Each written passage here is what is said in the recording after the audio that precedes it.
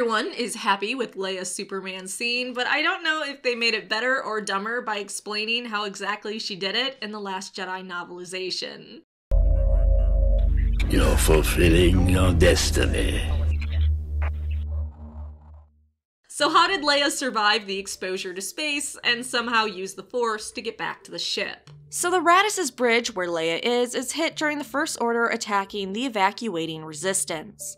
This causes Leia to be exposed to space, which should have had fatal consequences, but that Skywalker blood saved her, as it had many times in her life. When Leia's in the void, she could instantly feel the moisture in her eyes and mouth evaporating as her lungs struggled for air that wasn't there. She sensed the ships of the First Order and could also feel the others, members of the bridge crew, that had been sucked into space as well. She knew that those that weren't dead would be soon. This is when Leia considers giving up. She knows that it would be over in a moment and she would finally be at peace. She had just experienced too much loss in life, and just when she was ready to let go, she noticed something. Rey's beacon to help the girl find her way back to the fleet, floating in space in the wreckage.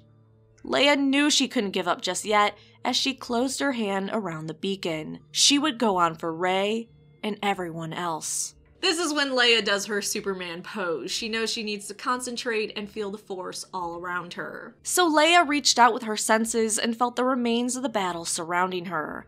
More importantly, she felt the tiny traces of life remaining around her, generated by the tiny microorganisms that lived undetected, on and in bodies, and the air. Their force energy ebbing, dying out, or growing dormant, pointed in the right direction. These tiny microorganisms formed a ladder back to the warship, and she asked the Force to help her ascend that ladder and return to the broken bridge. In doing so, she was able to get to the airlock. So that is how Leia survived. She asked the Force for help and followed the dying microorganisms all around her. And in her defense, she had been using the Force pretty much her entire life.